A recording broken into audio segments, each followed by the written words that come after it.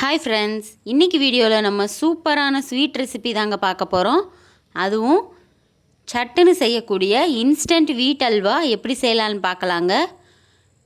இது உங்களுக்கு 1 கப் மாவு இருந்தால் போதுங்க. உங்களுக்கு 1/2 கிலோ அளவுக்கு அல்வா வீட்டிலே ஈஸியாக ரெடி பண்ணிடலாம். இதை எப்படி பண்ணுறதுங்கிறத வாங்க வீடியோவில் போய் பார்க்கலாம்.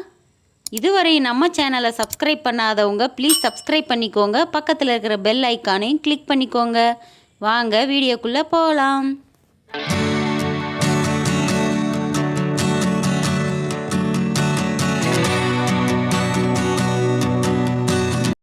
ஃபர்ஸ்ட் இந்த அல்வா செய்கிறதுக்கு 1 கப் அளவுக்கு கோதுமை மாவு எடுத்திருக்கேங்க. இது நார்மல் கடைகளில் கிடைக்கிற கோதுமை மாவு தான்.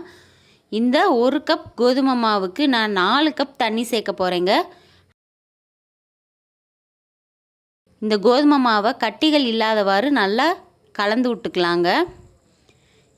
கட்டி எதுவும் இல்லாத மாதிரி நல்லா விஸ்கு வச்சு கூட கரைச்சிக்கோங்க. இப்போ நம்ம ஒரு பேனை அடுப்பில் வச்சுக்கலாம். நான்ஸ்டிக்காக இருந்தால் ஸ்வீட் செய்கிறது ரொம்பவே ஈஸி. இல்லைன்னா இரும்பு கடாய் வச்சுக்கோங்க. இப்போ அதில் 2 டேபிள் ஸ்பூன் நெய் விட்டு நம்ம கரைச்சி வச்ச மாவை ஃபில்ட்ரு பண்ணி ஊற்றிக்கலாங்க. ஃபில்ட்ரு பண்ணும்போது எக்ஸ்ட்ராவாக இருக்கிற கட்டியெல்லாம் அதில் ஃபில்ட்ரு ஆயிருங்க. இப்போ நம்ம அடுப்பை லோ ஃப்ளேமில் வச்சு கிளறி விட போகிறோம். அல்வாவுக்கு நேச்சுரல் கலர் கிடைக்கிறதுக்காக சுகர் சேர்த்து இப்போ சுகரை கேரமலைஸ் பண்ண போகிறோங்க. 1 கப் கோதுமை மாவுக்கு நம்ம 3 கப் சுகர் சேர்க்கணும். அதிலிருந்து ஒரு 1/2 கப் சுகரை எடுத்து இப்போ கேரமலைஸ் பண்ணிக்கிட்டு இருக்கேங்க. இந்த பக்கம் நம்ம மாவை விடாமல் கிண்டிக்கிட்டே இருக்கணும். கெட்டி ஆகாமல் அடுப்பை லோ ஃப்ளேம்லேயே வச்சு கிளறி விட்டுக்கிட்டே இருக்கணுங்க. பாருங்கள், மாவு கொஞ்சம் திக்காக ஆரம்பிச்சிருச்சு. இந்த பக்கம் கேரமலைஸையும் நம்ம பார்த்துக்கணுங்க. சுகர் நல்லா மெல்ட் ஆக ஆரம்பித்து லைட்டாக ப்ரௌன் கலர் வர ஆரம்பிச்சிருச்சு. இது அப்படியே கோல்டன் கலரில் வந்துருங்க. பாருங்கள், இந்த ஸ்டேஜில் நல்லா வரும்போது நம்ம ஸ்டவ்வை ஆஃப் பண்ணிடணும். இதுக்கு மேலே நீங்கள் ஸ்டவ்வில் வச்சுருக்கக்கூடாது. இதை நம்ம அப்படியே சூட்டோடையே எடுத்து இந்த மாவு வெந்து வந்துக்கிட்டு இருக்கு இல்லையா, இந்த அல்வா மாவில் நம்ம சேர்த்துடலாம். பாருங்கள், இப்போ அல்வாவுக்குரிய நேச்சுரல் கலர் நமக்கு கிடச்சிருச்சு. இந்த ஸ்டேஜில் நம்ம அப்பப்போ நெய் சேர்த்துக்கணுங்க. 1/4 கப் நெய் தேவைப்படும் கண்டிப்பாக. மீதி இருக்கிற 2.5 கப் சுகரை இப்போ நம்ம சேர்த்துக்கலாம். இப்போ எல்லாத்தையும் சேர்த்து நல்லா கிளறி விட்டுக்கிட்டே இருக்கணுங்க. இந்த ஸ்டேஜில் முந்திரி பருப்பை உடச்சதை உள்ளே சேர்த்துக்கலாங்க. அல்வாவுக்கு முந்திரி பருப்பை வறுக்கணுங்கிற அவசியம் கிடையாது. பாருங்கள், இப்போ நல்லா கலந்து விட்டுக்கிட்டே இருக்கணும். இடையிடையே நெய் சேர்த்து கிளறி விட்டுக்கிட்டே இருக்கணுங்க. நம்ம ஊற்றின நெய்யெல்லாம் அந்த ஓரமாக பிரிஞ்சு வர்ற ஸ்டேஜ் வர்ற வரையும் நல்லா கலந்து விட்டுக்கிட்டே இருக்கணும். அடுப்பை கொஞ்சம் மீடியம் ஃப்ளேம்லேயே வச்சுக்கோங்க. கோதுமை மாவு நல்லா வெந்து வந்து பேனில் ஒட்டாத ஸ்டேஜ் வர்ற வரையும் நம்ம கிளறி விட்டுக்கிட்டே இருக்கணும்.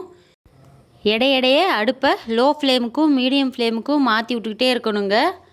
இல்லைன்னா லேசாக அடிப்பிடிக்க ஆரம்பிச்சிரும். நம்ம விடாமல் கிண்டிக்கிட்டே இருக்கணும். அல்வாவுக்கு முக்கியமே நம்ம கிண்டிக்கிட்டே இருக்கிறது தாங்க. அப்பப்போ நெய் சேர்த்துக்கலாம். இதே மாதிரியே நம்ம சேனலில் மோத்திச்சூர் லட்டு எப்படி ஈஸியாக செய்யணுங்கிற மெத்தடும் நம்ம சேனலில் ஏற்கனவே போட்டிருக்கேங்க. அதையும் நீங்கள் செக் பண்ணி பாருங்கள். அதோட லிங்க்கை நான் டிஸ்கிரிப்ஷனில் கொடுக்குறேன். இப்போ பாருங்கள், ஆல்மோஸ்ட் அல்வா ரெடி ஆயிடுச்சு. பாருங்கள், இப்படி சுற்றும் போது பேனில் ஒட்டாமல் வருது. இப்போ ஸ்டவ் ஆஃப் பண்ணிடலாம். பாருங்கள், அல்வாவோட பதம் சூப்பராக ரெடி ஆயிடுச்சு. இதை நம்ம ஆற வச்சிடலாம். ஆறின உடனேயும் இந்த மாதிரி தாங்க இருந்துச்சு. நல்லா டார்க் கலராக கிடச்சது. கடைகளில் கிடைக்கிற அதே கலரில் அதே சுவையில் தாங்க இருந்துச்சு. எனக்கு ஒரு 1/2 கிலோ அல்வா கிடச்சதுங்கிறதுக்காகத்தான் இந்த மாதிரி டேட்ஸ் டப்பாவில் நான் வச்சுருக்கேன். நீங்களும் இதே மாதிரி ட்ரை பண்ணி பாருங்கள். எப்படி வந்ததுன்னு மறக்காமல் கமெண்ட் பண்ணுங்கள். நான் சொன்ன அளவுகளில் கரெக்டாக செஞ்சிங்கன்னா சூப்பரான டேஸ்டியான அல்வா வீட்டிலையே ரெடி பண்ணிடலாங்க. இந்த வீடியோ உங்களுக்கு ரொம்பவே பிடிச்சிருக்குன்னு நினைக்கிறேன். பிடிச்சிருக்கிறவங்க நம்ம சேனலை லைக் பண்ணுங்கள், ஷேர் பண்ணுங்கள், கமெண்ட் பண்ணுங்கள். மறக்காமல் சப்ஸ்கிரைப் பண்ணுங்கள்.